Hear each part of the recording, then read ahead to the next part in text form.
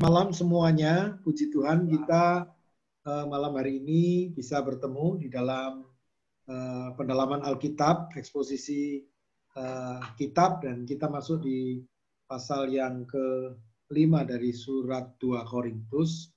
Kita akan dilayani oleh Pak Kelvin Renata, dan kita akan bersama-sama menikmati pengupasan pembahasan dari eksposisi 2 Korintus pasal yang ke-5. Mari kita mulai terlebih dahulu, kita berdoa memohon pertolongan Tuhan. Bapa Surgawi, terima kasih, kami mengucap syukur untuk kesempatan pada malam hari ini. Dengan segala kerendahan hati kami datang ke hadirat Tuhan, memohon hikmat, pertolongan, kasih karunia Tuhan menaungi setiap kami, sehingga kami dengan kerendahan hati dapat belajar dan dapat mengerti semua apa yang diberikan, disampaikan, materi yang akan dibahas oleh Bapak Kelvin Renata yang akan menolong kami untuk memahami surat 2 Korintus di pasal yang ke-5 ini, Tuhan. Kami menyerahkan, biarlah Tuhan yang memberikan pertolongan, berjalannya semua peralatan yang kami pakai, kiranya tangan Tuhan yang boleh menolong supaya kami dapat melaksanakan pendalaman Alkitab ini dengan lancar, dengan baik, sehingga kami semua boleh diberkati. Kami mengucap syukur, jamah hati kami semua yang hadir pada saat ini, juga berkati, memberikan pertolongan buat saudara-saudara kami yang lain yang akan join pada malam hari ini, kiranya Tuhan memberikan pertolongan dan kesempatan. Kami mengucap syukur, kami akan mulai PA kami pada malam hari ini di dalam nama Tuhan kami Yesus Kristus. Amin. Silakan Pak Kelvin. Bisa langsung saya share screen ya ini ya? Ya.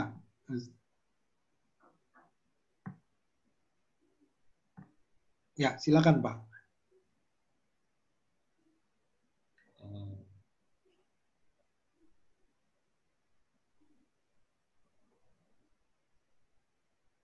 Ya, selamat malam semuanya. Ini wajah saya menghilang. Ya.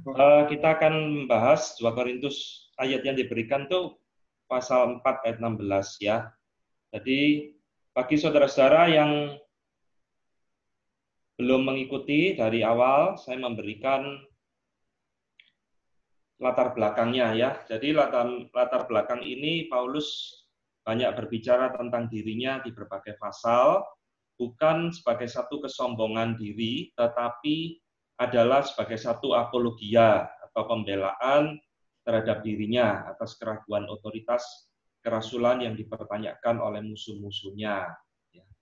Nah, saudara sekalian, kenapa Paulus harus melakukan ini? Karena untuk meyakinkan jemaat Korintus yang kemungkinan besar juga terpengaruh oleh isu tersebut. Maka hari ini kita belajar pada malam hari ini sampai sejauh mana kita ini boleh membela diri di dalam masalah pelayanan ya. Nah, seperti yang Paulus lakukan, Paulus melakukan ini karena isu ini yaitu isu yang menyudutkan dia dapat menghambat pekerjaan Tuhan ya. Nah, saya berikan kutipan dari John Calvin mengatakan bahwa di sini kita diajar bagaimana seorang hamba Tuhan itu harus memperhatikan reputasinya, harus mempertahankan reputasinya hanya sejauh untuk kepentingan gereja atau untuk kepentingan pelayanan. Jadi di sini kita juga belajar kapan kita harus membela diri, kapan harus berdiam. Ya, kita belajar dari Paulus kalau itu sesuatu yang sudah betul-betul mengancam akan pelayanan Tuhan, maka mestinya kita boleh membela diri. Nah, hari ini saudara saya ingin membagikan 3 pokok pikiran utama secara singkat di dalam PA kita. Yang pertama, bagaimana Paulus itu membela dirinya bahwa dia adalah seorang hamba Tuhan yang sejati ya. Yang pertama dia bicara tentang penderitaannya. Yang kedua nanti kita akan bicara tentang bagaimana dia berbicara tentang kematian dan tujuan hidupnya. Dan yang terakhir dia berbicara tentang pelayanan yang dipercayakan oleh Tuhan kepada dia. Ya, bisa dengar suara saya? Ya, Pak, lanjut, Pak. Bisa. Lanjut ya. Ya. Oke. Nah, Paulus menilai penderitaannya. Kita mulai poin yang pertama ya. Jadi saudara, di dalam bagian ini, Paulus itu berbicara tentang 3 kontras, bagaimana dia mengkontraskan penderitaan yang dia alami di dalam hidupnya. Saya langsung saja. Di dalam ayat yang tadi kita baca, saudara, Paulus memulai dengan kalimat, kami tidak tawar hati. Nah, istilah kami tidak tawar hati ini muncul berulang kali di dalam surat-surat Paulus yang lain. Ini menunjukkan bahwa dia seorang pelayan Tuhan yang memang betul-betul sungguh-sungguh ya di dalam melayani. Nah, kata tawar hati sendiri itu sebenarnya artinya bisa berarti lose heart, kehilangan semangat, tired, kelelahan, atau despair, putus asa. Nah, saya rasa LAI sudah tepat menerjemahkan ini, kami tidak tawar hati. Saudara, mengapa Paulus mengatakan kami tidak tawar hati? Karena di dalam bagian yang akan kita baca, dia membicarakan tentang penderitaan yang dia alami sebagai Rasul Kristus. Yang pertama, saudara, dia menemukan atau dia mengemukakan 3 kontras bagaimana Paulus itu melihat penderitaan yang dia alami. Pertama, kontras yang pertama adalah manusia lahiriah dan manusia batinia. Ya, dia mengatakan manusia lahiriah kami ini semakin merosot, tapi manusia batinia kami diperbarui hari demi hari. Nah, saudara sekalian, saya ingin menjelaskan di dalam bahasa Yunani itu ada 2 macam kata memperbaharui ya. Paulus jelas di sini berbicara tentang manusia lahiriah itu tubuh jasmaninya. Sedangkan manusia batinia ini adalah kerohaniannya. Apa yang diperbaharui di dalam diri Paulus? Paulus sadar ya bahwa setelah kejatuhan manusia di dalam dosa, manusia lahiriah itu akan semakin merosot, artinya semakin rusak, tubuhnya semakin lemah. Tetapi manusia batinianya itu diperbarui. Ini memakai kata anakainos. Nah, anakainos ini biasanya dibedakan dengan kata neos, saudara. Bedanya itu tipis sekali. Anakainos itu menunjuk kepada renew, sesuatu yang sudah ada, tetapi diperbaharui.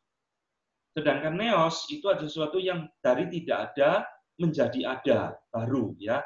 Maka anakainos ini berbicara tentang kualitas, sesuatu yang sudah ada tetapi kualitasnya di-upgrade. Nah, inilah yang Paulus pakai kepada manusia batinianya. Ya. Jadi meskipun manusia lahiriahnya dia semakin lama semakin rusak dalam konteks penderitaan, tetapi dia tidak tawar hati, sebab manusia batinianya itu selalu diperbaharui. Jadi ini menunjukkan satu hal yang juga mestinya ada di dalam diri setiap kita ya, orang percaya, meskipun kita tidak mengalami penderitaan, tapi hukum alam itu bekerja bahwa manusia lahiriah kita semakin hari juga semakin lemah. Saudara, saya ingin menjelaskan sedikit ya, di dalam penderitaan Paulus ini, Paulus bukan sedang mengajarkan dualisme tubuh dengan roh. Ayat ini seringkali disalah mengerti, kok ada 2 macam manusia di dalam pemikiran Paulus. Ada manusia lahiriah yang seolah-olah dianggap kurang penting, manusia batinia yang dianggap lebih penting. Tidak demikian, saudara. Nah, saya menjelaskan bahwa di dalam mayoritas filsafat Yunani ya, itu seringkali mereka berpikir bahwa tubuh itu adalah penjara dari jiwa. Tubuh itu sesuatu yang jahat, sesuatu yang harus ditinggalkan dan sebagainya. Nanti kita lihat Paulus tidak menganggap bahwa tubuh itu sesuatu yang buruk. Nah, itulah sebabnya Agustinus di dalam bukunya Contra Faustus juga mengatakan hal yang sama. Kita tidak menemukan apapun di dalam pengajaran Rasul Paulus yang mengajarkan ada 2 macam manusia di dalam diri kita. Ya, tetapi semuanya, baik tubuh jasmani maupun tubuh rohani kita, manusia batinia kita itu diciptakan oleh Tuhan yang sama ya. Jadi, nah saudara, pertanyaannya, dari mana kalau Paulus ini tidak dipengaruhi oleh filsafat Yunani, kok dia membedakan ada manusia lahiriah, ada manusia batinia. Nah, ini semua kembali sebenarnya dari Perjanjian Lama. Kita ingat Paulus ini orang Yahudi, saudara. Nah, pemikiran Paulus, meskipun dia hidup di dalam zaman Helenistik yang dipengaruhi oleh filsafat Yunani, kita jangan lupa dia berakar sangat kuat kepada Perjanjian Lama. Dan kita tahu bahwa di dalam Kejadian 2, penciptaan manusia, itu manusia diciptakan oleh Tuhan jelas dari dua unsur, ya, materi, tubuh jasmani kita, dan rohani, ya, yaitu roh kita. Dan keduanya ini baik di mata Tuhan. Nanti Paulus di dalam bagian kedua, dia berbicara tentang tubuh, dan dia merindukan tubuh. Berarti sebenarnya Paulus tidak menganggap tubuh itu sesuatu yang jahat, ya. Yang kedua, saudara, dalam bagian ini Paulus itu mengkontraskan bagaimana dia bisa bertahan di dalam penderitaannya. Selain dia melihat manusia lahiriah dan manusia batinia, dia melihat juga penderitaan yang dia alami ini dia katakan ringan bila dibandingkan dengan kemuliaan yang kekal. Nah, saya ingin menyoroti beberapa hal di dalam poin yang ini. Ada dua hal yang kita tidak boleh salah mengerti tentang bagian ini. Pertama, Paulus ketika berbicara tentang penderitaan dan kemuliaan, dia tidak sedang mengatakan, saudara, bahwa semua penderitaan itu mendatangkan kemuliaan di mata Tuhan. Justru bisa jadi penderitaan itu mendatangkan penghukuman yang kekal, ya, karena penderitaan itu karena dosa, karena kejahatan, dan sebagainya. Misalkan di dalam 1 Petrus 4 ayat 15 juga ngomong, jangan ada di antara kamu yang harus menderita sebagai pembunuh atau pencuri atau penjahat dan sebagainya. Jelas ini adalah penderitaan yang Tuhan tidak inginkan. Ini hal pertama yang harus kita ingat. Hal kedua, ketika Paulus menghubungkan penderitaan dengan kemuliaannya, Paulus tidak mengajarkan bahwa penderitaan yang dia alami ini adalah satu jasa untuk mendapatkan kemuliaan yang kekal. Dengan kata lain, saudara, Paulus tidak sedang mengajarkan keselamatan itu melalui perbuatan baik. Oh, kalau saya sudah menderita banyak hal, ya, pasti nanti saya akan dapat kemuliaan. Enggak. Jadi kalau begitu, apa yang sedang dibicarakan oleh Paulus ketika dia berbicara tentang penderitaan dan kemuliaan ini? Nah, saya kutipkan dari seorang yang bernama Philip Hughes. Dia mengatakan, ya, bahwa Paulus di dalam bagian ini sedang berbicara tentang satu penderitaan for Jesus' sake, demi Yesus. Nah, penderitaan seperti inilah yang mendatangkan kemuliaan. Jadi pada waktu seorang martir, dia harus mati syahid, dia harus dianiaya, juga seperti apa yang dialami oleh Paulus. Nah, penderitaan-penderitaan ini, saudara, inilah yang disebut mendatangkan kemuliaan yang kekal. Ya, walaupun kita tahu tidak semua orang Kristen diberikan kesempatan oleh Tuhan untuk mengalami satu penderitaan seperti yang Paulus alami atau seperti kaum martir alami. Tetapi paling tidak kita mengerti bagaimana Paulus bertahan di dalam penderitaannya. Dia selalu melihat kepada kemuliaan kekal. Ya, nah ini bagaimana sikap orang percaya terhadap penderitaan. Nah, Charles Hodge mengatakan bahwa kita itu tidak mencari satu penderitaan, tetapi kalau Tuhan mengizinkan itu terjadi kepada kita, we should rejoice. Kita harus belajar bersukacita. Ini satu kesempatan yang Tuhan berikan supaya kita itu bisa melihat kemuliaan yang kekal. Nah, ini yang juga Paulus katakan di dalam Filipi 2 ayat 17 dan Kolose 1 ayat 24. Di sana kita melihat, ya, aku bersukacita, aku bersukacita. Kata sukacita itu rejoice atau joy itu muncul berulang kali di dalam masa penderitaan Rasul Paulus. Nah, kita ingat dua surat ini adalah sama-sama surat yang ditulis dari penjara, ya. Jadi ini, saudara. Yang ketiga, kontras ketiga, bagaimana Paulus melihat penderitaan yang dia alami. Apa yang membuat dia bisa bertahan? Yaitu dia mengkontraskan yang kelihatan dan yang tidak kelihatan. Saudara, Paulus mengatakan tadi di dalam ayat yang kita baca, aku tidak memperhatikan yang kelihatan. Nah, saya ingin menjelaskan sedikit yang menarik di dalam bagian ini. Ada dua kata, yaitu blepo dan skopeo, ya, dalam bahasa Yunani yang artinya mirip tapi beda. Blepo itu artinya melihat, saudara, look. Tetapi skopeo itu observe, memperhatikan. Nah, kata skopeo inilah yang dipakai oleh Paulus di dalam ayat ini. Aku tidak observe, tidak memperhatikan, artinya aku tidak memfokuskan kepada hal-hal yang kelihatan, tetapi aku memfokuskan kepada hal-hal yang tidak kelihatan.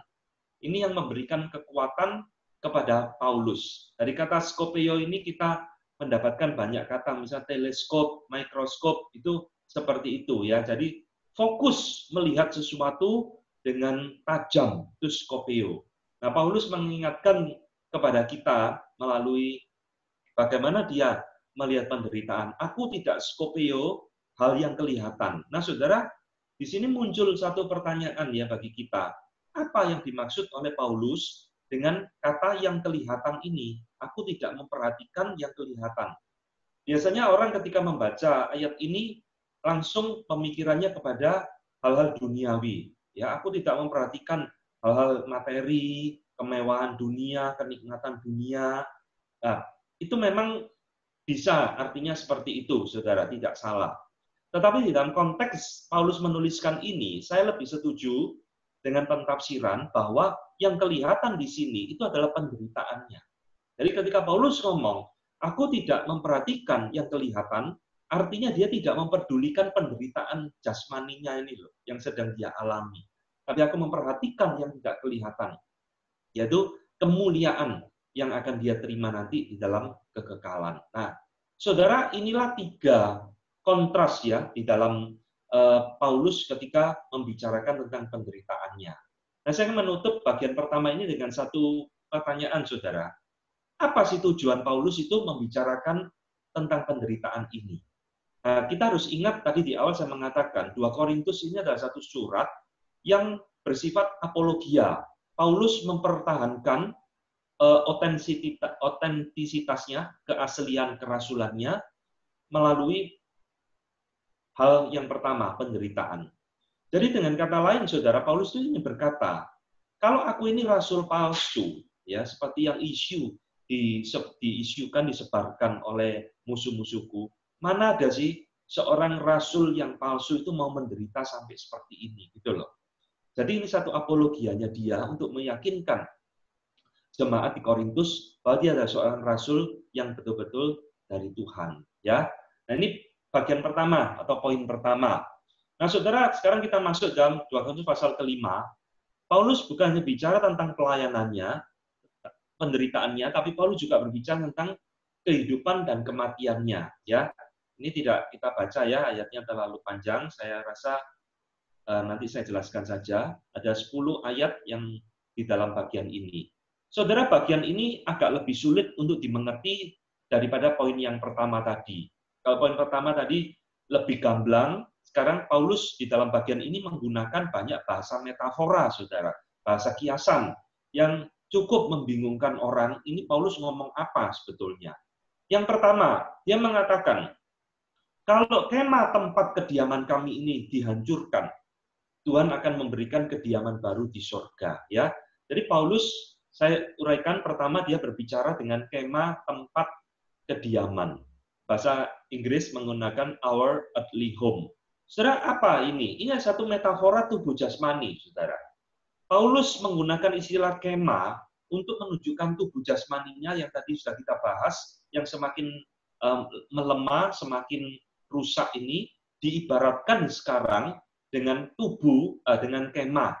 Kemah ini menggambarkan satu impermanence, ya, ketidakpermanenan atau sesuatu yang berubah-ubah. Banyak pentafsir, saudara, dan saya setuju, ini Paulus mengingat kembali bahwa dia adalah seorang pembuat kemah. Dia seorang tent maker. Dan dia ketika berbicara tentang tubuh sebagai kemah, ini dia juga diingatkan kembali oleh perjalanan bangsa Israel 40 tahun di padang gurun. Tinggal di kemah yang impermanence. Kalau tiang api, tiang awan itu bergerak, maka ya pindah, ya dikukuti semua lalu pindah. Nah, kemah ini juga menggambarkan kerapuhan, ya, fragile, sesuatu yang tidak sekuat gedung, tidak sekuat bangunan, sesuatu yang gampang rusak dan sebagainya. Dan Paulus menggambarkan bahwa hidupnya di dalam tubuh ini seperti hidup di dalam sebuah kemah. Nah, saudara sekalian, Philip Hughes mengatakan, inilah hidup seorang yang tinggal di sebuah kemah, yang tidak pernah menetap. Ya. Jadi dia terus berpindah-pindah, dan dia mengatakan, dan inilah yang menjadi karakteristik setiap orang Kristen. Saudara, ini juga mengingatkan kepada kita semua ya malam hari ini bahwa sebenarnya apa yang dikatakan Paulus ini juga mewakili diri setiap kita. Kita ini tidak permanen tinggal di dalam tubuh kita ini atau di dalam hidup ini. Suatu saat akan rusak, makin lama makin lemah, rapuh, dan suatu saat akan kita tinggalkan tubuh ini. Lalu apakah Paulus ini menjadi orang yang berputus asa, saudara? Tidak, karena di dalam ayat berikutnya, sekarang kita lihat, dia berbicara kalau kemah tubuhku ini rusak, aku akan diberikan tempat kediaman di sorga. A building from God di dalam bahasa Inggrisnya. Nah, kalimat ini membingungkan, saudara. Paulus ini sebenarnya mau bicara apa? Saya coba memberikan beberapa pentafsiran ya. Pertama, ada yang mentafsirkan ini surga, karena dia bicara tentang tempat kediaman di sorga. Ini beberapa orang, termasuk Thomas Aquinas, ya, Charles Hodge, orang Reform, juga mentafsirkan Paulus ini bicara surga. Ada yang kedua, John Calvin, Bapak Reformator, mengatakan ini ada satu kondisi atau status, blessed state of the soul after death. Jadi satu kondisi yang dimana kita itu diberkati Tuhan setelah orang percaya itu meninggal. Kita disediakan tempat di sorga, ya. Tapi saya lebih setuju tafsiran ketiga, Bapak Ibu sekalian. Paulus di sini bukan bicara tentang sorga, tapi Paulus ini bicara tentang tubuh kebangkitan. Ingat, Paulus ini sedang mengkontraskan tubuh dengan tadi kita baca kemah, sekarang tubuh itu dikontraskan dengan sesuatu tempat kediaman. Jadi seperti satu building, satu gedung. Ya, dia memakai metafora gedung. Ini adalah tubuh kebangkitan. Nah, saya setuju pentafsiran daripada orang-orang seperti Bapak Gereja Ambrose, Chrysostom, dan Philip Hughes sendiri. Ya, nah saudara, Paulus mengatakan di dalam bagian ini tempat kediaman di sorga yang tidak dibuat oleh tangan manusia. Ini kalimat yang membingungkan, bukan berarti saudara kemah atau tubuh jasmani itu dibuat oleh manusia, bukan. Arti dari ayat ini adalah bahwa nanti tubuh kemuliaan ini, tubuh kebangkitan yang akan dia terima itu bukan bagian dari ciptaan dunia saat ini. Jadi kalau tubuh jasmani kita sekarang, kemah ini, itu kan bagian dari ciptaan, ya. Tuhan berikan itu bagian dari satu creation dari orang tua kita. Tapi nanti tubuh kemuliaan itu bukan dari proses kelahiran, saudara. Tuhan mengganti, kata Paulus dalam 1 Korintus 15, di dalam sekejap mata. Kita akan diganti dengan tubuh kemuliaan. Nah, ini artinya ya, yang tidak dibuat oleh tangan manusia. Berarti di sini ada satu semacam perbedaan kualitas antara dua macam tubuh ini. Saudara, pertanyaannya, kenapa Paulus kok bicara tentang dua macam tubuh ini di dalam apologianya, saudara? Ya, karena dia mau bicara tentang hidupnya. Sebenarnya, saudara, Paulus ini ketika berbicara tentang tubuh ini, dia itu mengatakan ya, aku itu ingin segera mengenakan tempat kediaman sorgawi di atas kediaman kita yang sekarang ini. Supaya kita tidak didapatkan kedapatan telanjang. Nah, ini kalimat yang juga membuat bingung banyak orang. Loh, Paulus ini ngomong apa? Jadi, saudara, kenapa kok Paulus itu ingin segera mengenakan tempat kediaman di sorgawi? Dia ingin segera mendapatkan tubuh kemuliaan itu.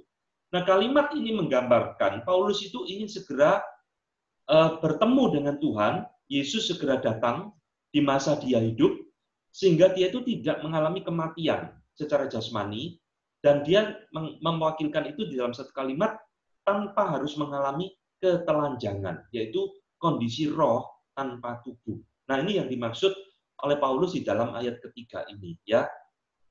Jadi dia berbicara di dalam satu bahasa metafora, roh orang yang meninggal yang belum menerima tubuh kebangkitan itu dimetaforakan, dianalogikan oleh Paulus seperti seorang telanjang yang belum memakai baju. Nah, ini bahasa kiasan lagi, ya. Alasan kedua, saudara, kenapa kok Paulus ingin segera memakai tubuh kemuliaan itu? Sebab kita tahu di dalam kemah ini, tubuh jasmani ini, kata Paulus, kita mengeluh oleh beratnya tekanan, pergumulan hidup, dan sebagainya. Saudara, apa yang dikatakan Paulus di dalam ayat ini itu sama dengan Roma pasal 8, ya. Ketika dia mengatakan bahwa seluruh alam semesta ini mengeluh, menantikan hari pembebasan. Itu sama seperti kerinduan Paulus pada saat ini.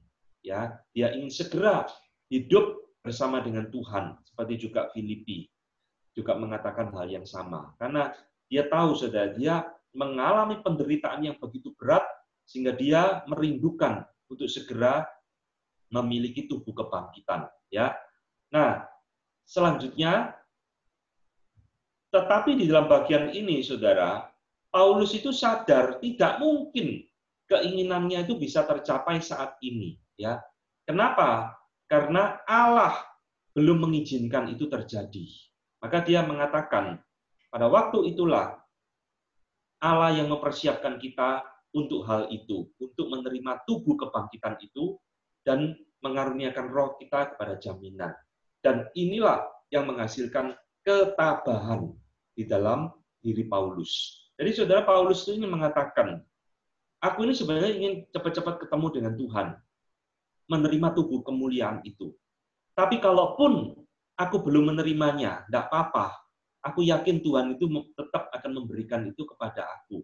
Dan itu justru yang menimbulkan satu ketabahan ya untuk menjalani kehidupanku selama aku di dalam dunia ini.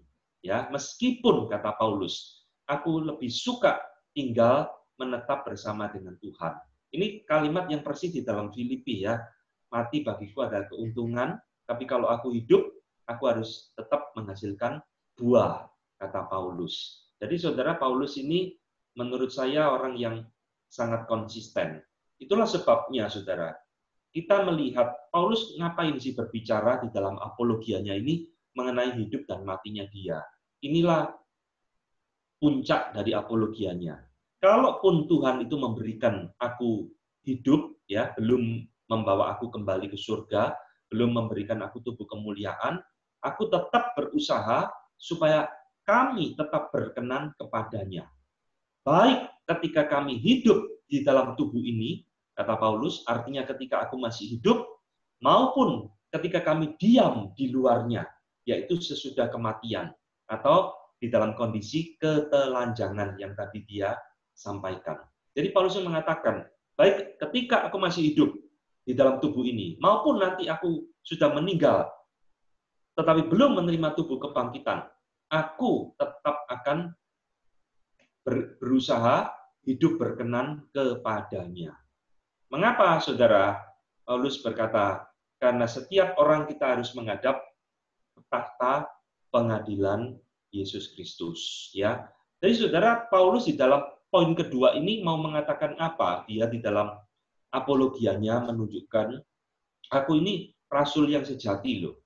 Ya, kalau seorang rasul yang palsu, mana mungkin dia menjalani hidup seperti ini, memiliki satu tujuan hidup yang jelas, ya, bahwa dia betul-betul mengerti tujuan hidupnya.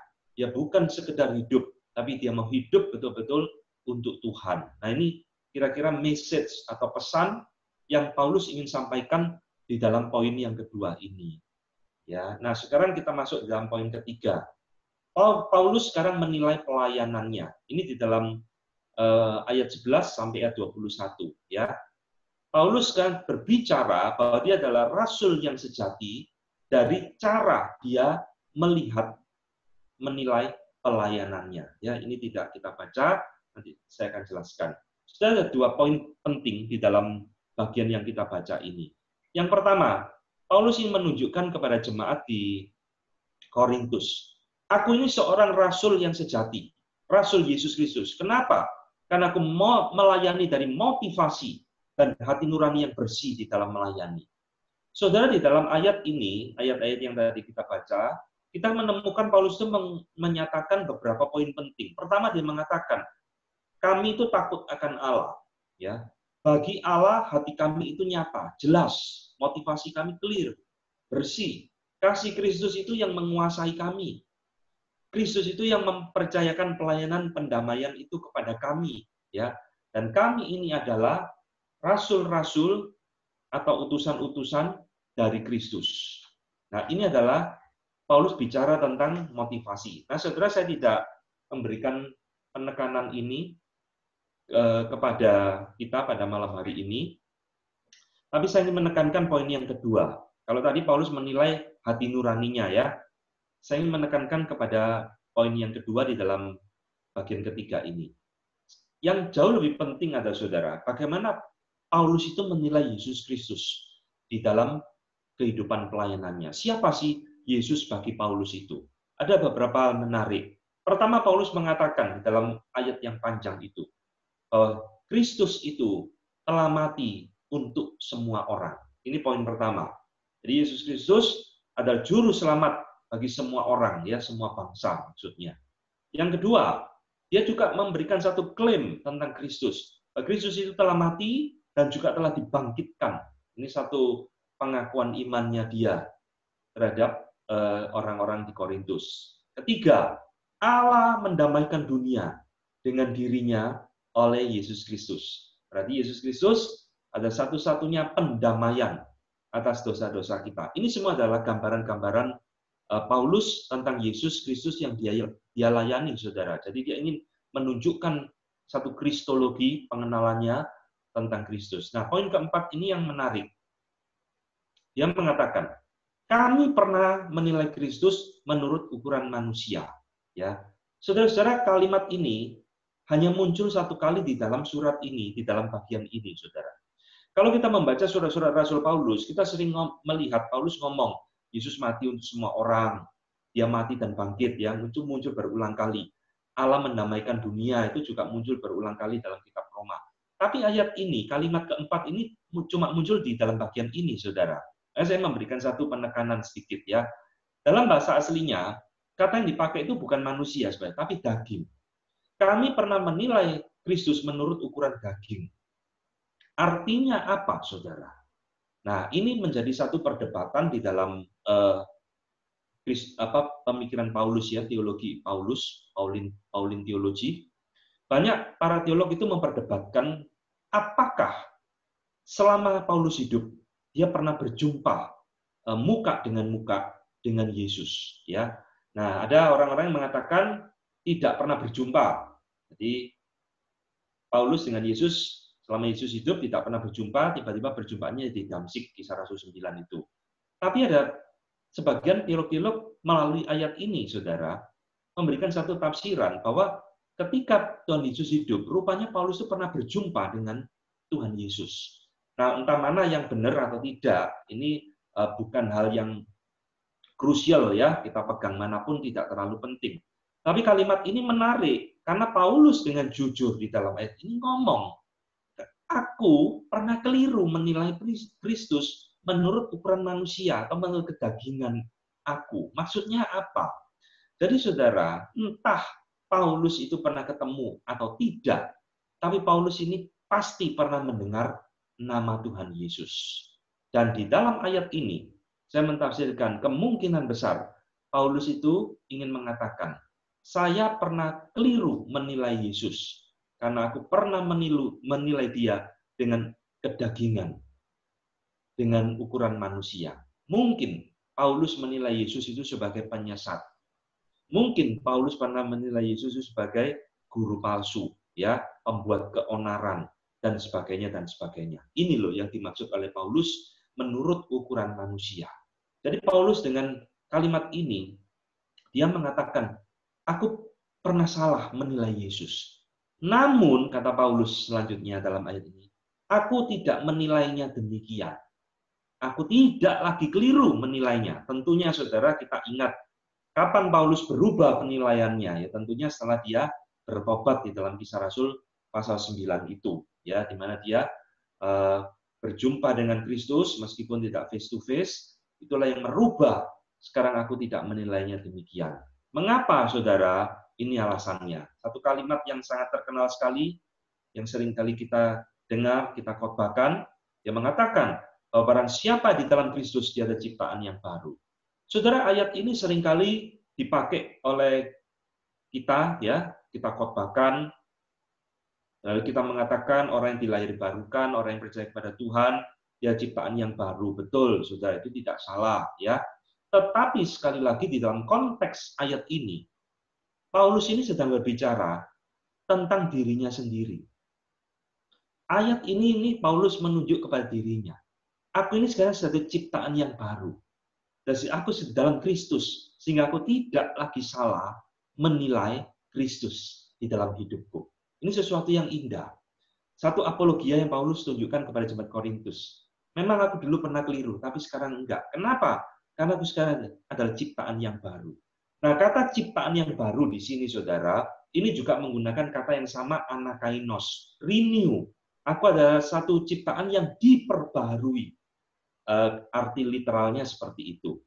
Nah, ini mengingatkan kepada kita, pemikiran Paulus ini sesuatu yang sangat penting, ya. Philip Hughes itu mengatakan kalimat menarik, saudara.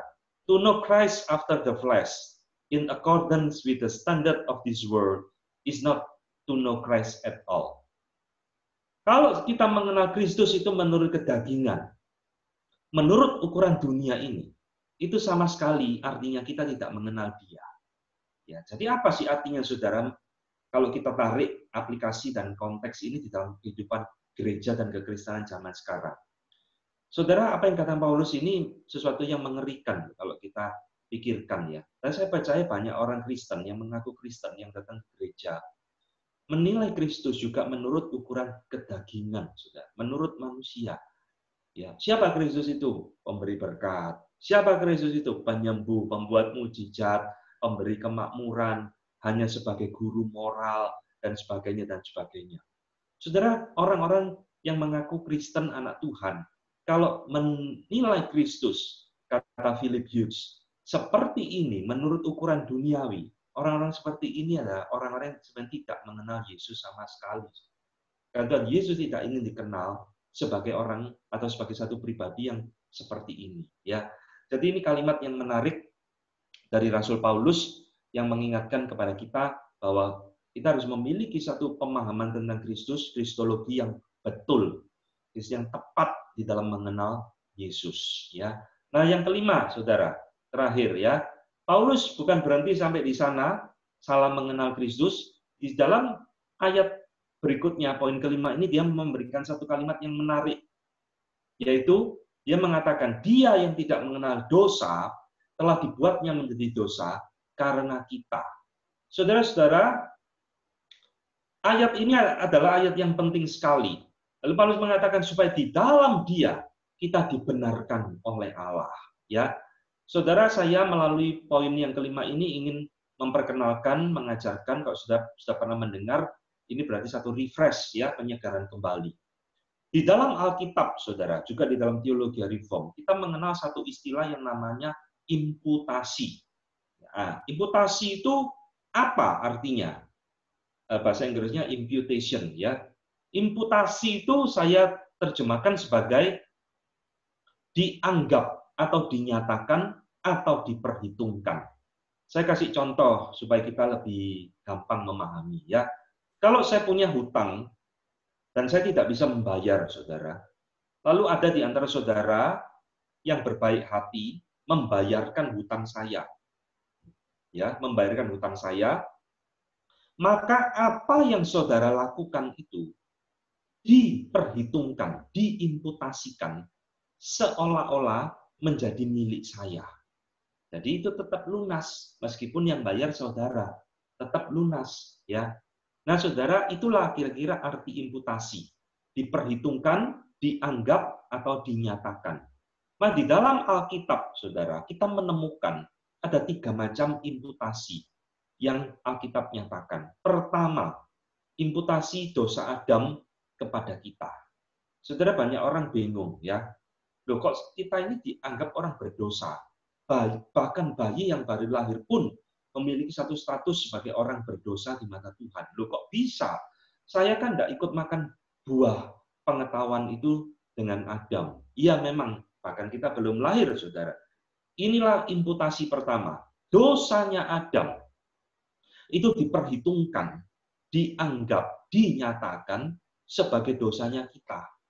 Ya, karena Adam itu adalah wakil dari seluruh umat manusia, maka apa yang dia lakukan itu diperhitungkan kepada keturunannya. Ini pengertian imputasi pertama. Jadi dosa Adam itu diperhitungkan seolah-olah menjadi milik kita. Ya, kita sekarang memiliki status orang berdosa. Ya, di dalam istilah teologi yang lebih sederhana yang disebut dengan original sin atau dosa turunan. Nah, yang kedua, saudara, itu muncul di dalam ayat yang tadi kita baca. Paulus mengatakan, dia yang tidak mengenal dosa telah dibuatnya menjadi dosa. Saudara perhatikan, Paulus tidak ngomong loh, Yesus dijadikan orang berdosa. Enggak, lain ya. Nah, di dalam Ibrani 4:15 mengatakan dia dicobai sama seperti kita, hanya dia tidak berdosa. Loh, terus Paulus ngomong apa di dalam ayat ini? Dia yang tidak berdosa dibuatnya menjadi dosa. Ini Paulus bicara tentang imputasi. Jadi inilah imputasi kedua yang Paulus katakan di dalam ayat ini. Yesus yang tidak berdosa itu, sekarang dosa kita itu diperhitungkan seolah-olah menjadi miliknya Kristus. Hingga Kristus harus mati di atas kayu salib. Padahal mestinya dia tidak berdosa sama sekali. Ini Paulus bicara tentang imputasi.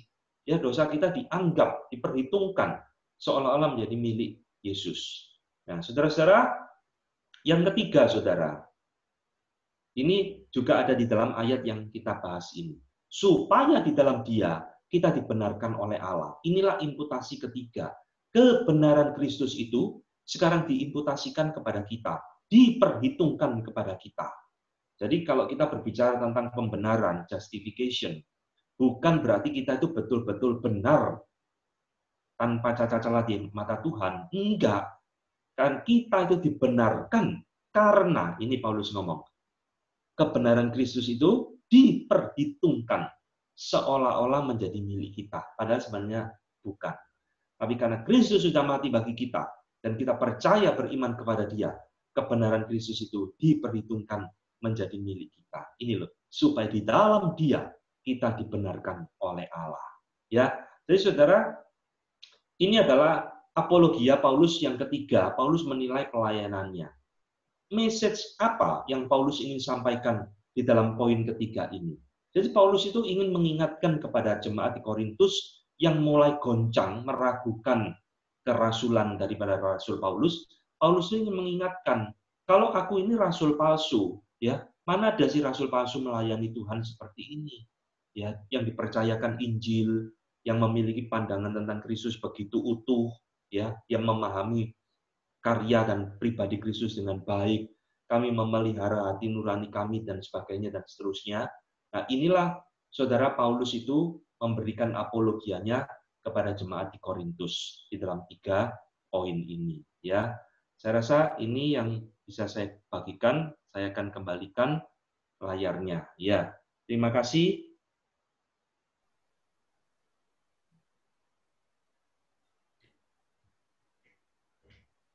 Silakan Pak Kim. Ya, terima kasih Pak Kelvin buat paparan materinya. Nah, sekarang silakan Bapak Ibu yang mau bertanya, dipersilakan. Sangat jelas ya firman Tuhan di 2 Korintus pasal 5 ini. Oke, silakan Bapak Ibu. Ada yang kurang jelas, silakan. Yang mana yang kurang jelas boleh disampaikan ke Pak Kelvinnya. Mari Bapak Ibu, silakan.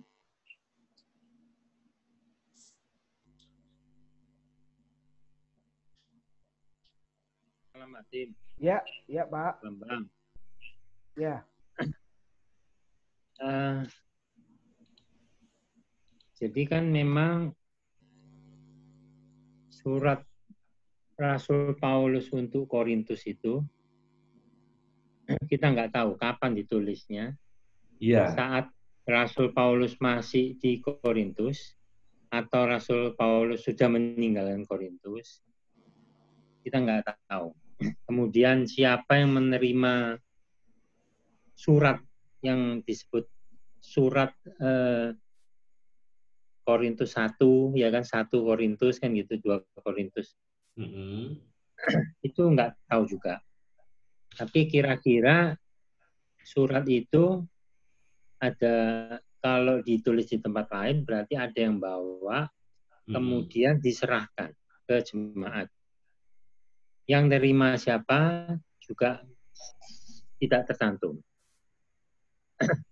Terus kalau dengan surat seperti itu ya, suratnya kan panjang ini. kita 1 jam ini kalau misalnya khotbah, itu kita cuma bahas 2 Korintus 4 misalnya ya. Nah, kira-kira kalau surat ini kemudian harus dibacakan ke jemaat, ini kan nggak ngerti juga ini jemaat di sana, kira-kira ya. Kita aja nafsirkan ini kira-kira 1 jam, atau mungkin kurang, tapi kurang lebih deh. Kalau mau didetail lagi nanti mungkin 1 jam lebih.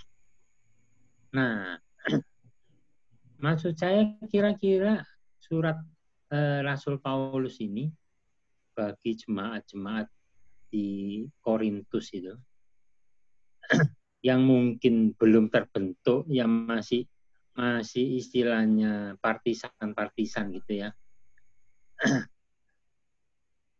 Itu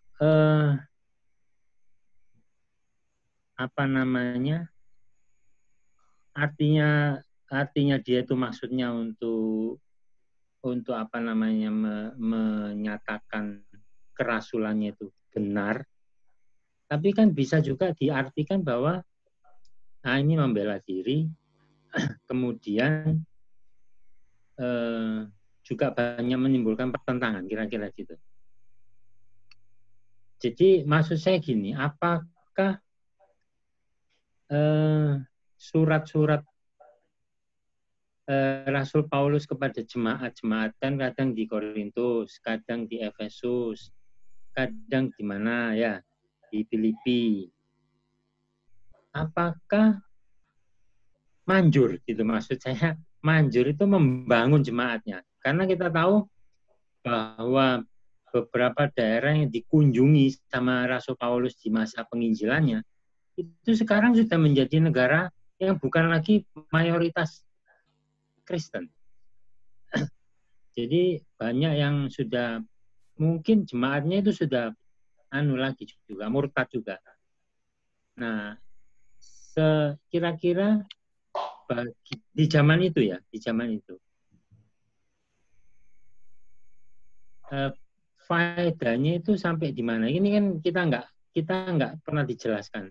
Setelah dikasih surat, kemudian jemaat Korintus begini-begini, kan nggak pernah kan? Kita cuma membaca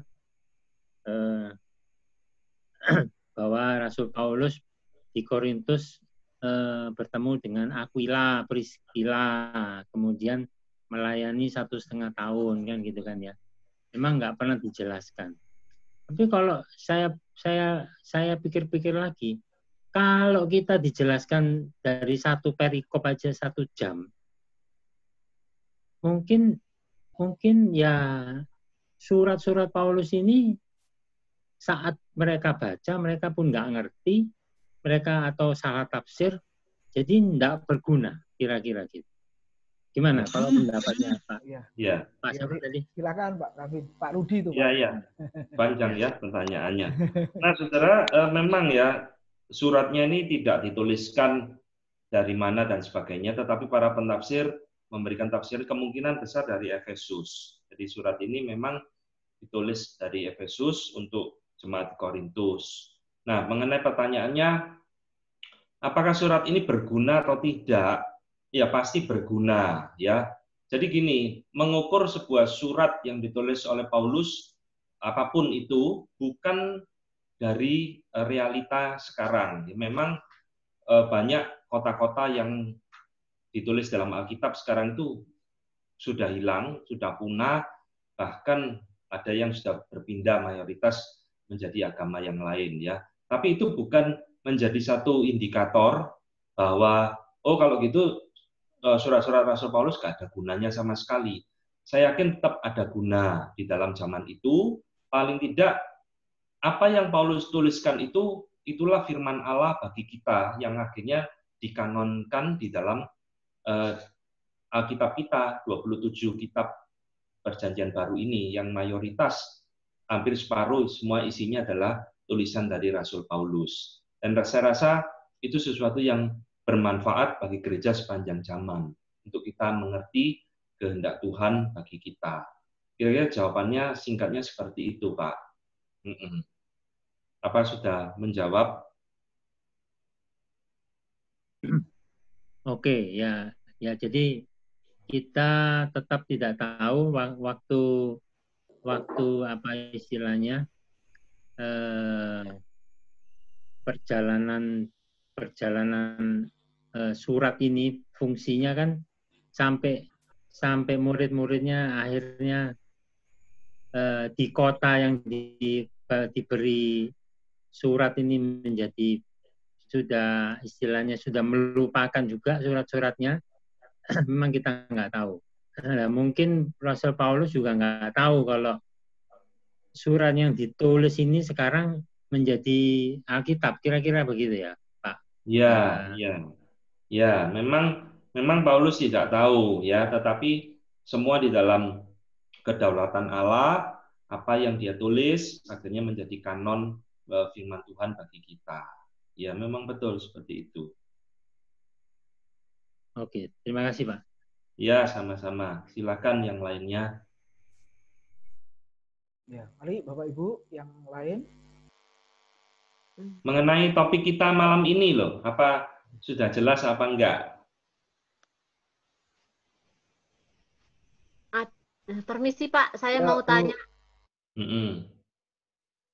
Ini Pak, tadi Bapak menjelaskan itu tentang yang disebutkan Paulus dalam ketelanjangan itu tadi, maksudnya adalah orang percaya yang meninggal sebelum kedatangan Tuhan Yesus yang kedua, itu belum tubuh kemuliaan. Apakah begitu Pak? Iya, betul, betul. Dan Paulus memakai satu bahasa kiasan, bahasa metafora dengan satu istilah ketelanjangan, ya. Jadi memang ayat itu membingungkan, saudara. Ini Paulus ngomong apa kok telanjang-telanjang? Nah, itu cuma bahasa kiasan. Gitu. Terus kemudian pertanyaan saya yang berikutnya, ini dihubungkan dengan wahyu, Pak. Bagaimana dengan yang dilihat oleh Yohanes dalam kitab Wahyu pada pasal-pasal yang awal? Apakah itu saat itu yang dilihat oleh Yohanes itu belum terjadi? Seperti yang ada di dalam pasal 4, pasal 7, itu apakah waktu itu yang dilihat oleh Rasul Yohanes di dalam wahyunya itu belum terjadi? Karena di sana dikatakan bahwa di dalam pasal 4 ayat 4 itu dikatakan bahwa Yohanes melihat ada 24 tahta yang diduduki oleh orang-orang yang memakai pakaian putih. Apakah itu bukan berarti mereka sudah memiliki tubuh kemuliaan, ataukah memang waktu itu, waktu kitab Wahyu itu ditulis, hal itu belum terjadi?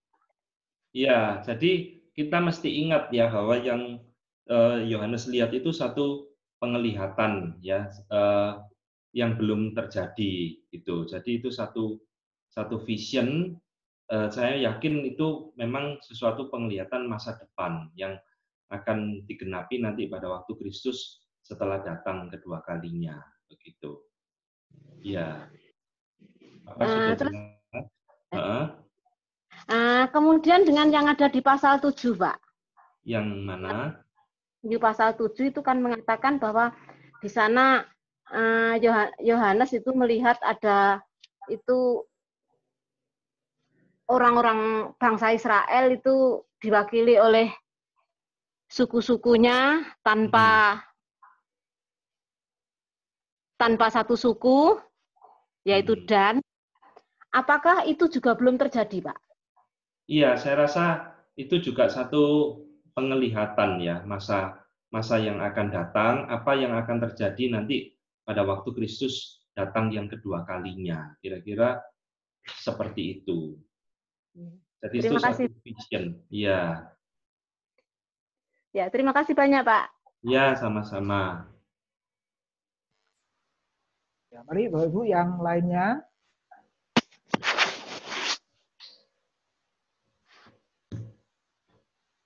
Hubungan dengan topiknya tadi 2 Korintus 4 sampai 5 tadi ya. Saya mau sedikit nanya, Pak. Tadi dikatakan kalau Paulus itu kan sempat menilai Kristus secara manusia atau daging. Iya. Bagaimana kalau kita bandingkan Paulus dengan para murtadin yang terjadi saat-saat ini? Ya dulu kan Paulus sebelum jadi rasul dia adalah penganiaya jemaat. Murtadin ini kan juga dulu mengaku sebagai orang-orang yang tidak mengenal Kristus, tidak mengenal Yesus. Tapi setelah dia bertobat, mereka berdoa, ada yang jadi pendeta, ada yang bersaksi dan sebagainya. Bisa nggak kita bandingkan dulu dengan kehidupan mereka yang sekarang dengan Paulus yang dulu sebelum dia menjadi seorang rasul, yang dia menilai secara manusia itu? Iya, ya bisa jadi satu kemiripan ya orang-orang yang salah menilai Kristus, dan kita melihat harus percaya bahwa itu kuasa dari Roh Kudus ya yang merubah orang-orang yang dulu salah menilai Yesus menjadi benar atau tepat mengenal Kristus di dalam hidup mereka. Bisa jadi seperti itu. Jadi apa yang terjadi dengan Paulus ini kan bukan Paulus tok yang mengalami, intinya kan begitu, bisa terulang terus di dalam sejarah. Dan sebenarnya ya tidak perlu sampai ditarik ke ekstrim seperti Paulus atau seperti kaum murtad dan sebagainya itu tadi, tetapi diri kita sendiri juga sama, gitu loh. Kita sebelum mengenal Yesus sebenarnya kita juga tidak mengenal Dia, atau kita paling tidak mengenal secara kedagingan. Gitu. Orang Kristen tidak mengenal Yesus secara pribadi, meskipun dia rajin ke gereja, rajin melayani, ya dia masuk di dalam kategori mengenal Kristus secara daging ini. Gitu. Nah, apakah kalau sebelum dia mengenal Kristus secara benar, ya hanya mengenal secara daging, apakah dia diselamatkan atau tidak, Pak? Oh ya, jelas tidak, ya. Jadi jelas tidak. Makanya tadi saya berikan kutipan dari Philip Hughes itu satu kalimat yang baik ya. Jadi orang yang menyangka mengenal Yesus tapi menilai Yesus menurut ukuran dunia atau menurut daging, sebenarnya orang seperti ini tidak mengenal Yesus sama sekali. Dan itu satu fenomena yang terjadi ya dari zamannya Paulus ya sampai gereja hari ini gitu. Jadi apa gereja yang secara tradisi apa turun temurun itu gimana, Pak? Ya, itu bisa terjadi ya. Jadi banyak orang Kristen yang mengaku Kristen karena tradisi keluarga ya, karena saya dilahirkan dalam keluarga Kristen, ya sejak kecil saya sekolah minggu dan sebagainya dan sebagainya. Tapi sebenarnya akhirnya dalam kehidupannya dia tidak pernah mengenal Yesus secara pribadi. Nah, ini sesuatu yang memang mengerikan luar biasa ya. Ini kira-kira apa yang digambarkan juga di dalam Ibrani pasal 6 ayat 4 sampai 6 yang terkenal itu loh.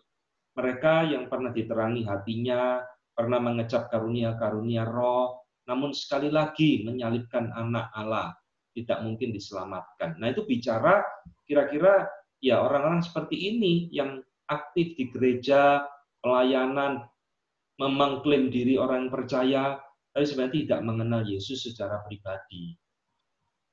Walaupun KTP-nya sudah Kristen gitu ya? Iya, ya, itu. Jadi kan kita selalu melihat bahwa gereja ini sebenarnya ada dua jenis.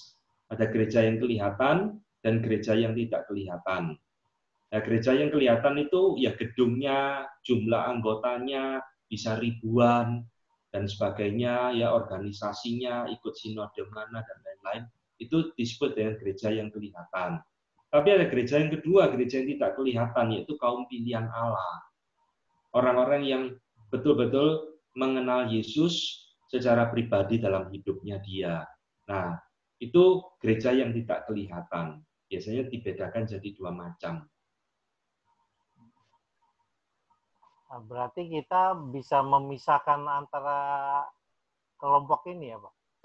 Bisa kita membedakan, tapi kita sebenarnya tidak bisa tahu persis ya mana yang orang pilihan Tuhan yang sudah sungguh-sungguh percaya maupun orang yang hanya mengenal Yesus menurut kedagingan. Nah, mata kita ini kan sangat terbatas. Nah, murid-murid saja itu terkecoh kan dengan Yudas Iskariot, kecuali Yesus dari awal sudah tahu. Tapi ke-11 temannya Yudas yang lain ini kan nggak tahu dia ini siapa sebenarnya. Nah, gitu kira-kira. Oke, sementara cukup Pak. Terima kasih. Ya, terima kasih. Silakan yang lain.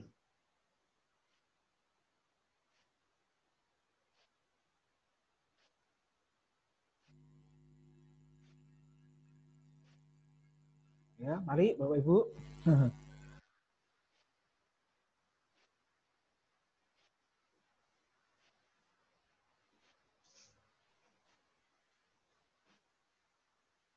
Sudah jelas atau tidak jelas sehingga tidak ada yang bertanya? Yuk, mari Bapak Ibu. Mumpung ini tempatnya bertanya, ayo. Ya, silakan kalau ada pertanyaan atau pergumulan mengenai firman Tuhan, silakan ditanyakan.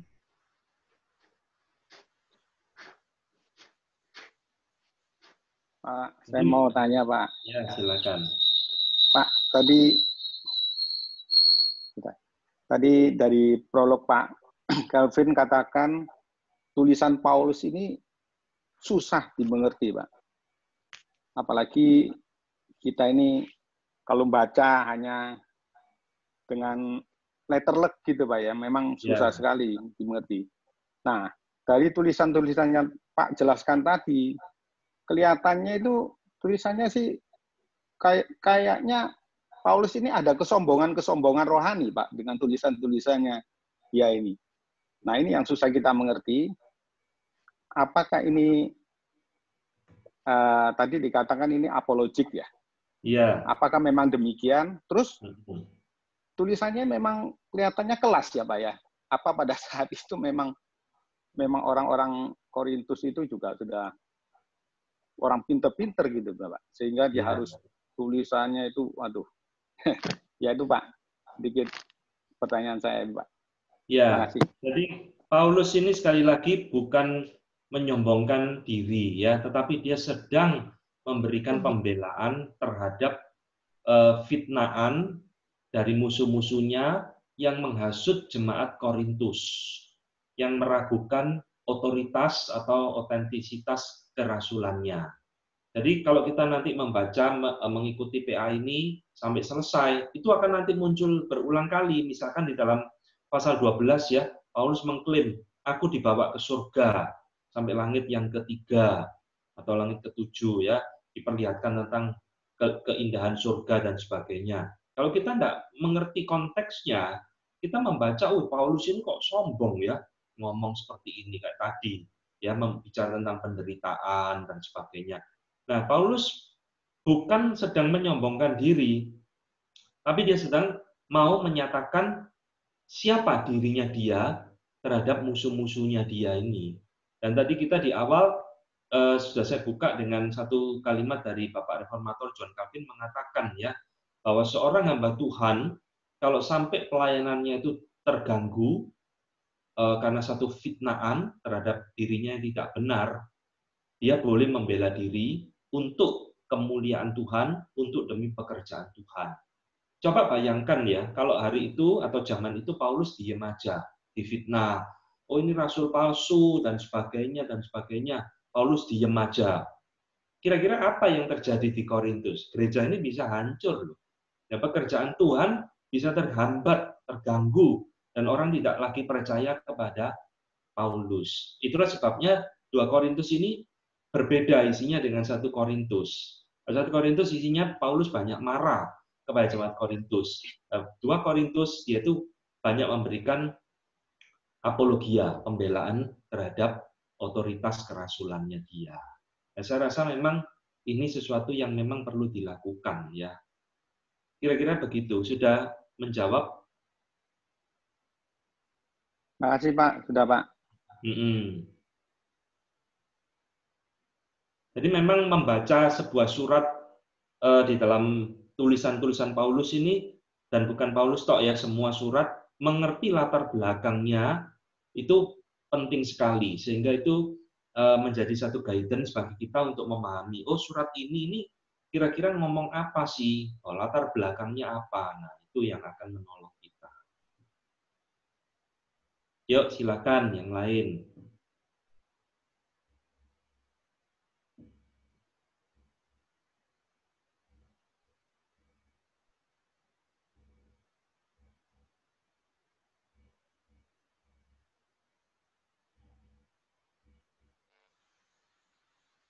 Yuk, Bapak Ibu. Sunyi senyap. Yuk, silakan. Jangan sunyi senyap seperti di surga ya. Ya, malam Pak Kelvin. Saya cuma sedikit tanya. Iya. Tadi yang pasal 5, 2 Korintus 5, ayat yang ke-4, Pak. Iya. Saya kurang ngerti kata yang terakhirnya itu, yang fana itu ditelan oleh hidup, itu maksudnya gimana ya Pak? Ya, yang fana itu ya tubuh jasmaninya itu ditelan oleh hidup. Jadi dia kan itu konteksnya ingin segera diam di tubuh yang baru, supaya yang fana ini, tubuh ini ditelan oleh kehidupan, yaitu tubuh kebangkitan itu. Artinya seperti itu. Ya, supaya yang fana ini, yaitu kema ini, tubuh ini ditelan oleh hidup, gitu, digantikan gitu loh oleh tubuh kebangkitan. Makasih Pak. Ya, sama-sama.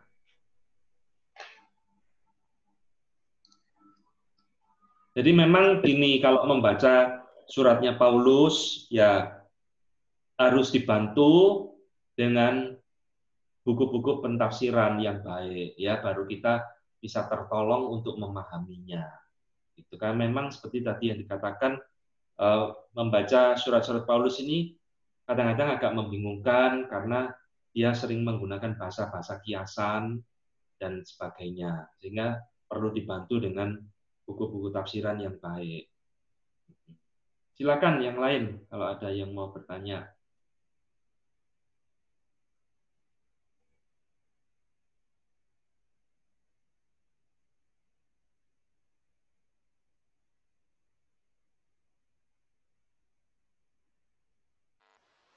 Ya Pak Kavin, saya kadang mendengar ada hamba Tuhan atau orang Kristen gini ngomongnya Pak. Saya maunya bacanya Alkitab saja. Kenapa? Karena di dalam Alkitab itu hanya isinya pikiran Tuhan.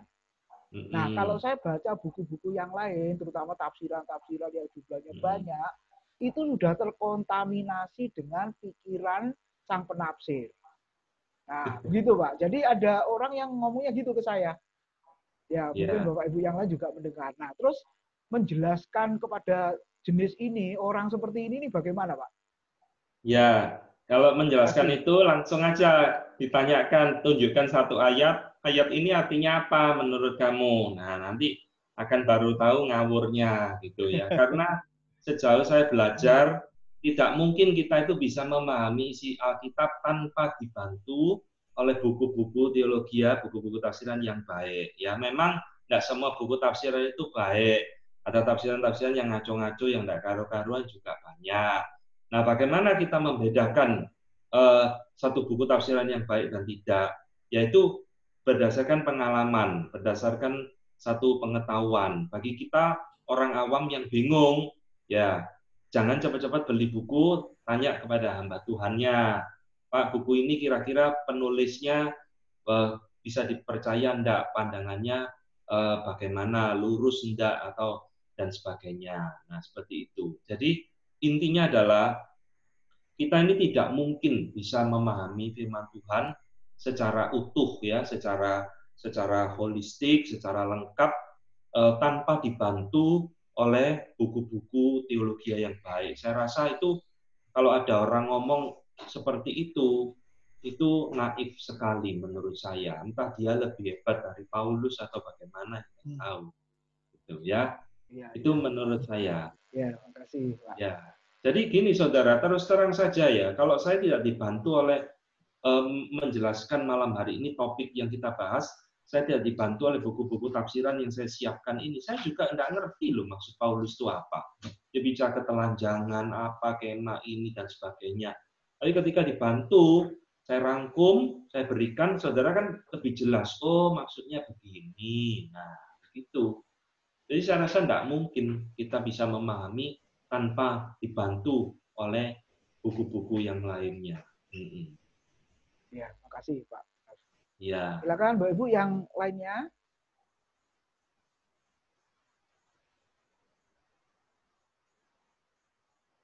Ya, sudah cukup jelas. Masih ada waktu Bapak Ibu.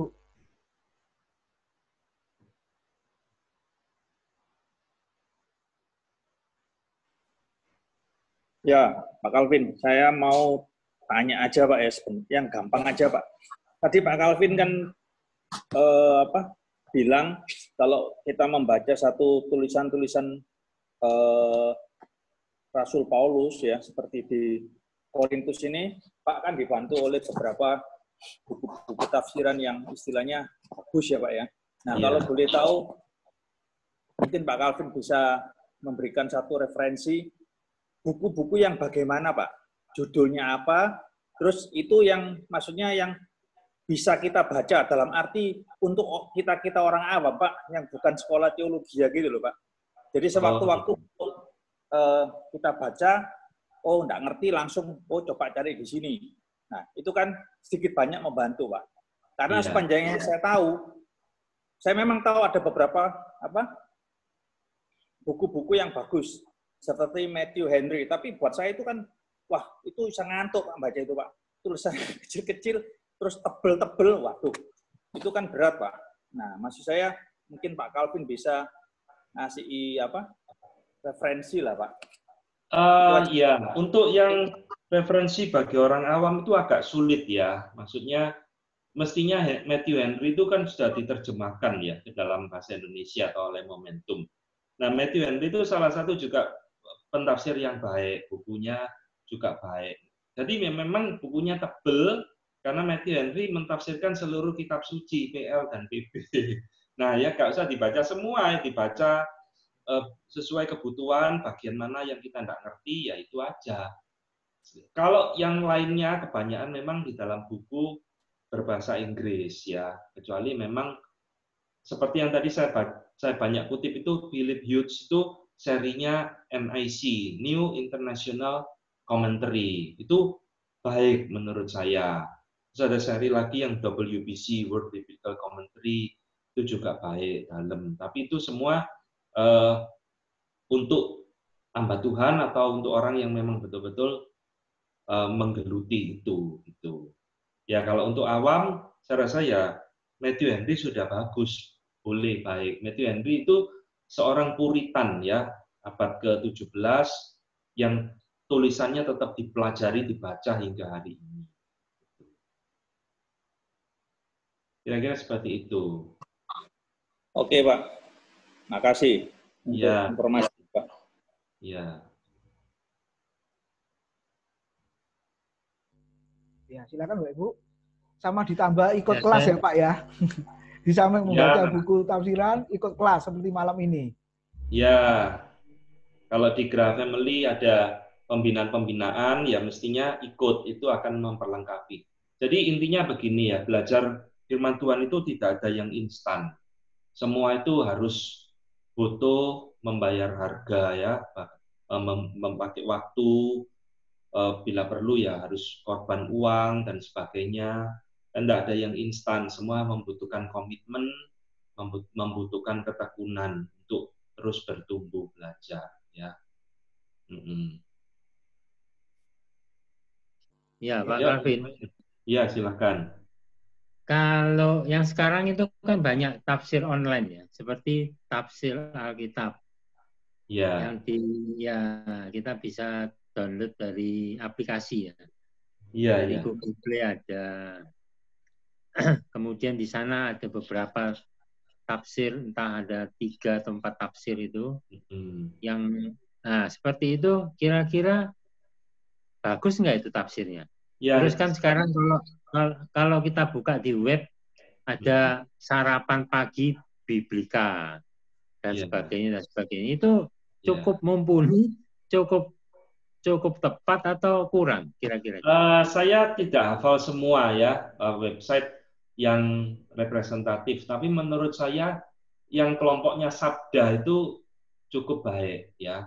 Sabda.org itu saya kenal dengan pemiliknya, itu pusatnya di Solo itu. Itu saya rasa pandangan teologianya baik itu website atau yayasan Sabda itu.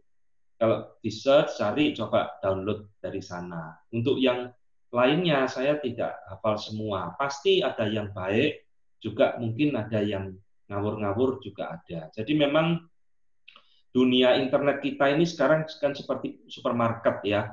Apapun ada di dalamnya, yang baik, yang buruk ya, tafsiran semua tumblek-blek di sana ya. Pintar-pintarnya kita memilih. Jadi memang untuk memilih sebuah buku tafsiran yang baik dibutuhkan paling tidak pemahaman dasar teologi yang baik juga.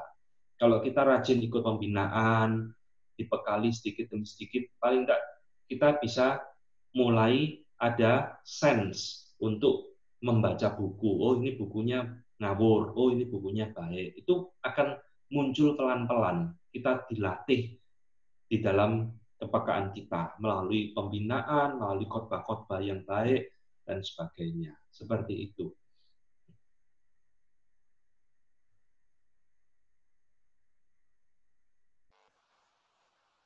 Ya.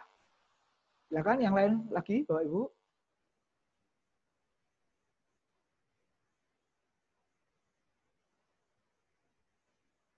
Ya, Intan, Murni, mau tanya silakan.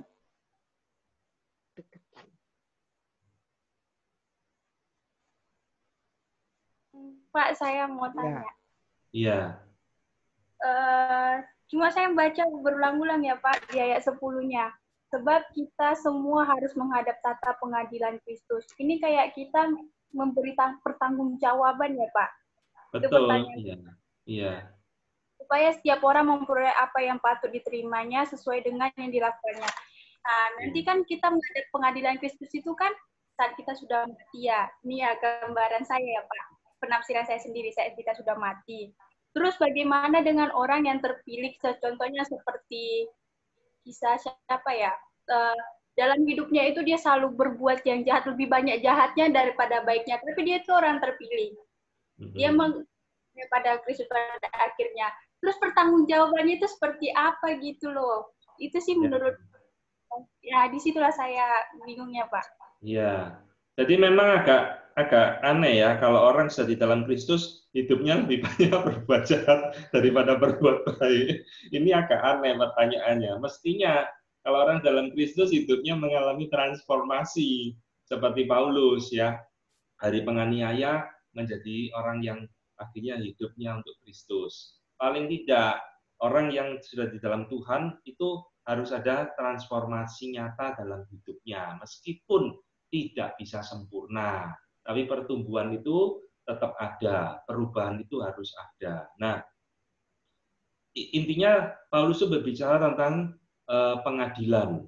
Bahwa suatu saat kita harus mempertanggungjawabkan semua yang kita lakukan, apa yang dilakukan dalam hidupnya. Nah, memang ya bagi kita, di dalam Roma 8 ayat 1, Paulus itu ngomong, di dalam Kristus tidak ada lagi penghukuman. Jadi artinya orang yang diselamatkan dalam Kristus itu tidak ada penghukuman. Kalau tidak ada penghukuman, untuk apa dihakimi? Ya dihakimi tetap mempertanggungjawabkan apa yang dia lakukan di dalam konteks untuk selain bertanggung jawab adalah dalam konteks untuk menerima mahkota kemuliaan. Itu. Ya. Mahkota kemuliaan atau bahasa lainnya menerima pahala, reward. Jadi apa sih yang sudah kita kerjakan selama hidup sebagai anak Tuhan? Apa kita cuma santai-santai tok? Apa kita cuma nganggur-nganggur aja? Atau kita giat melayani Tuhan? Pasti Tuhan itu menilai kita, ya. Nah ini yang Tuhan akan adili di dalam hidup juga orang percaya. Itu Sudah jelas?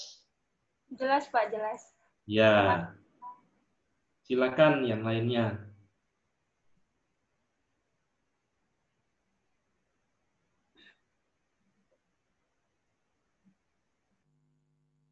Ya, masih ada Bapak Ibu?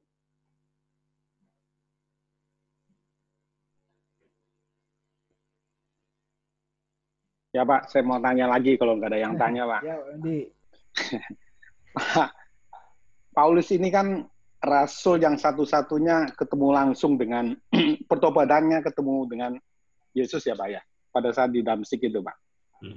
Nah, kalau dikaitkan dengan predestinasi Pak, apakah Paulus ini memang orang pilihan khusus ya, sehingga dia hampir separuh kan dikatakan tadi tulisannya masuk dalam kanon itu Pak. Iya. Ya, apakah ini yang dinamakan predestinasi? Iya. Ya, memang. Ya. Jadi jelas memang Paulus merupakan contoh nyata predestinasi ya. Itulah sebabnya juga dia rasul yang paling banyak bicara tentang predestinasi di dalam Roma, kitab Roma khususnya ya, Roma pasal 9.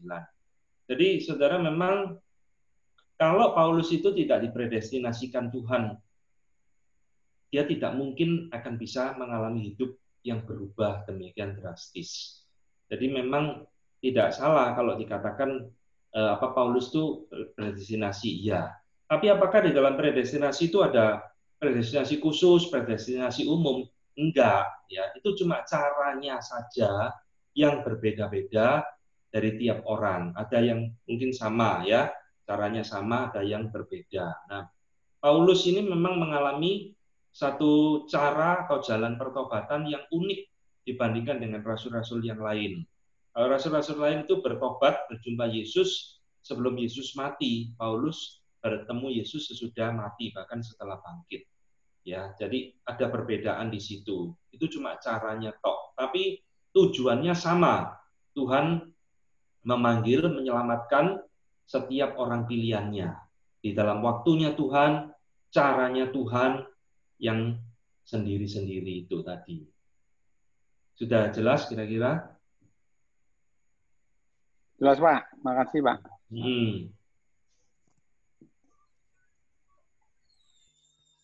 Ya, ada lagi Pak Ibu yang lain? Ya. Pak Tim.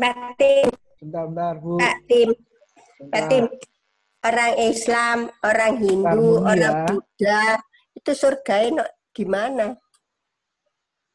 Oh ya, itu ya Bu Indah ya, makasih. Yuk Pak Kelvin. Ya. Jadi kita percaya ya bahwa keselamatan itu hanya ada di dalam Yesus Kristus. Yohanes 14 ayat 6. Akulah jalan, kebenaran dan hidup. Tidak ada orang datang kepada Bapa kalau tidak melalui aku. Kisah Rasul 4 ayat 12. Di bawah kolong langit ini tidak ada nama diberikan yang olehnya kita dapat diselamatkan. Ya, kitab itu sudah sangat demikian jelas bahwa keselamatan itu hanya di dalam Yesus Kristus. Nah, itulah sebabnya kita juga percaya surga itu cuma ada satu sebetulnya, ya. Kalau supermarket boleh banyak, ya. Tapi kalau surga itu ya cuma satu. Tidak ada surganya agama A, agama B, agama C, tidak ada. Demikian juga neraka, itu juga hanya ada satu. Tidak ada neraka agama A, agama B, dan sebagainya.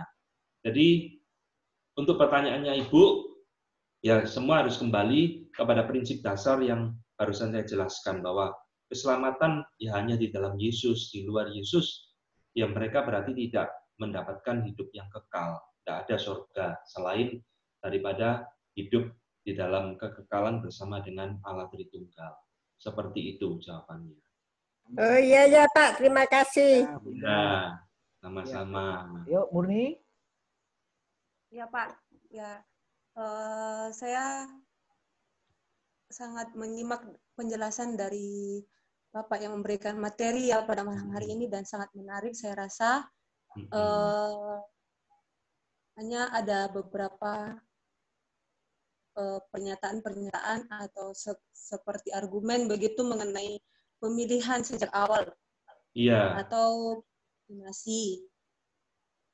Nah, seringkali ada sekelompok orang yang mengatakan bahwa predestinasi itu tidak ada, karena kehendak bebas manusia, bisa memilih dan bisa juga tidak merespon pemilihan atau pemilihan itu. Nah, bagaimana Pak sesuatu pernyataan seperti ini kita tanggapi dengan alasan teologis lah seperti itu, dan yang saya rasa tanggapan atau argumen yang mereka sampaikan itu kan memang seakan-akan masuk sih, karena kan kita juga diberikan kehendak bebas ya kan. Tapi kalau kita melihat dari sisi teologisnya, lebih tepatnya seperti apa Pak? Ya, baik ya, pertanyaan menarik sekali. Nah, saudara, tadi saya katakan bahwa Rasul Paulus ini salah satu rasul yang paling banyak berbicara tentang doktrin pilihan atau predestinasi, ya, khususnya di dalam kitab Roma. Nah, orang yang menyangkal predestinasi, khususnya orang-orang Kristen atau bahkan hamba Tuhan, sebenarnya ini sesuatu yang agak aneh, ya, karena Alkitab itu berbicara demikian jelas. Kalau kita membaca kitab Roma pasal 9, seluruh pasal itu bicara tentang predestinasi. Sebelum anak-anak itu lahir, ya, aku sudah memilih memilih Yakub dan membenci Esau. Bahkan sebelum mereka melakukan perbuatan baik atau perbuatan jahat, aku sudah memisahkan mereka. Nah, itu bicara tentang predestinasi. Nah, sekarang pertanyaannya, bagaimana dengan kita yang hidup ini seolah-olah bisa memilih atau menolak? Jadi sederhana sekali jawabannya. Ketika kita bisa menerima Yesus, atau seperti Paulus, dia bertobat menerima Yesus, itu sebenarnya bukan karena kehendak kita, tetapi kita telah dipilih oleh Allah, dipredestinasikan oleh Allah, menjadi orang yang berhak menerima anugerah keselamatan itu. Dan anugerah itulah yang merubah keputusan di dalam hidup kita, sehingga kita itu disadarkan, kita itu mengerti, dan kita membutuhkan Yesus, kita menerima. Jadi memang seolah-olah kita yang membuat keputusan, tetapi di balik keputusan kita itu sebenarnya ada anugerah Tuhan yang merubah, yang menggerakkan hati kita. Nah, contoh paling jelas itu ada di dalam Kisah Rasul pasal 16, nanti dibaca ya, Kisah Rasul 16. Di sana diceritakan Lydia, seorang perempuan penjual kain ungu di kota Tiatira, mendengarkan Paulus berkhotbah. Lalu ayat itu mengatakan dengan jelas, Tuhan membuka hati Lydia sehingga ia mendengarkan apa yang dikatakan Paulus. Lalu berespon, bertobat, menerima Tuhan Yesus. Ya, jadi orang yang menerima Tuhan Yesus itu bukan atas keputusan pribadi. Di situ pasti ada Roh Kudus yang bekerja, yang merubah cara berpikir hatinya dia dan sebagainya. Demikian juga sebaliknya, orang yang menolak Yesus itu berarti memang ya dia tidak mendapatkan satu anugerah untuk menerima anugerah keselamatan. Sehingga dia di dalam kebutaan rohaninya, dia menolak Kristus. Seperti itu. Bisa nangkep kira-kira? Ya. Nah, istilah ini ya, saya jelaskan sedikit ya sekalian ya. Istilah kehendak bebas ini agak rancu memang. Jadi sebenarnya begini, saudara. Apakah manusia ini punya kehendak bebas atau enggak sebetulnya? Saya jawab begini. Sebelum manusia jatuh dalam dosa, atau dengan kata lain, sebelum manusia berdosa, manusia itu punya kehendak bebas. Kehendak bebas artinya kehendaknya bebas, ya kan? Dia bisa memilih apa yang baik, apa yang tidak baik, bebas. Namun setelah Adam dan Hawa jatuh dalam dosa, termasuk kita, keturunannya itu berdosa, kehendak kita itu sebenarnya sudah tidak bebas.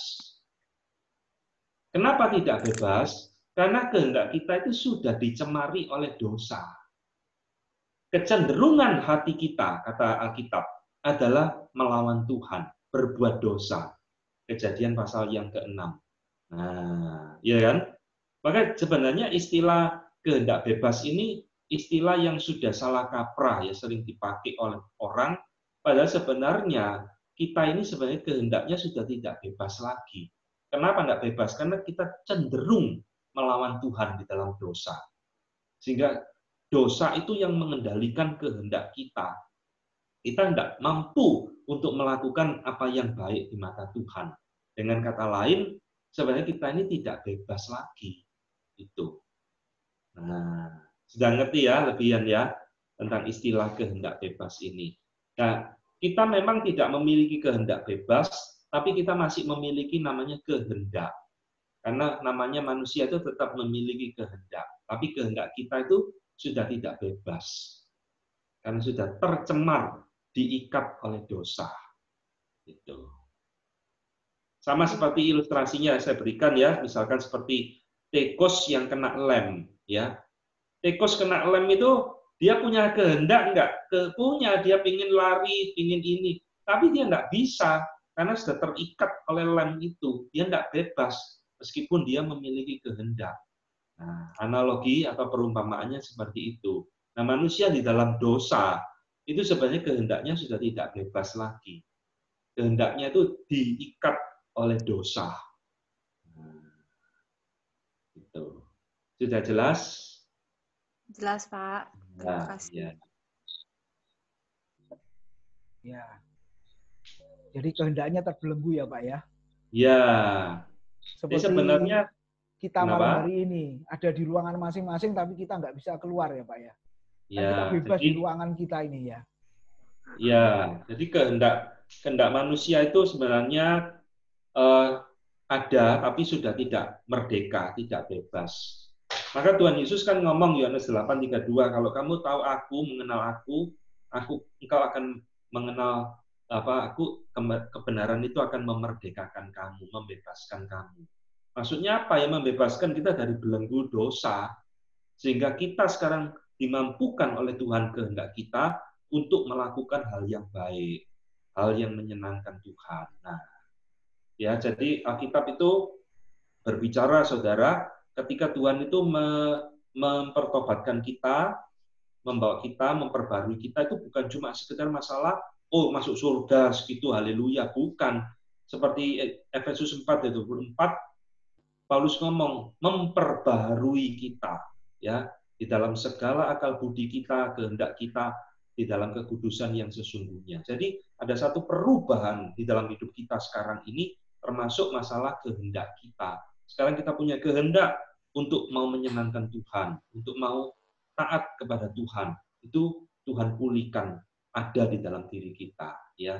Jadi bagi orang yang sudah di dalam Kristus sungguh-sungguh, mestinya kehendak itu sudah dipulihkan kembali kemerdekaannya. Sehingga kita bisa menyenangkan hati Tuhan, bisa ikut Tuhan, taat, dan sebagainya. Nah, itu. Ya, terima kasih. Oke, masih ada satu lagi, Bapak Ibu, silahkan. Satu lagi.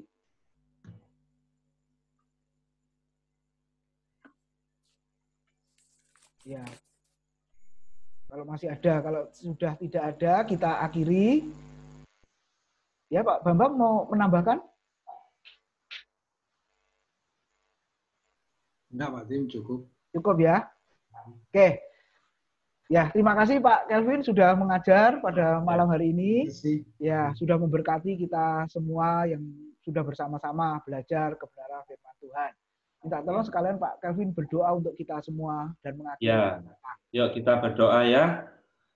Bapa dalam surga, kami pada malam hari ini bersyukur kepadamu karena Tuhan memberikan kesempatan, anugerah bagi kami untuk boleh menggali sebagian dari kebenaran firman-Mu dari tulisan Rasul Paulus.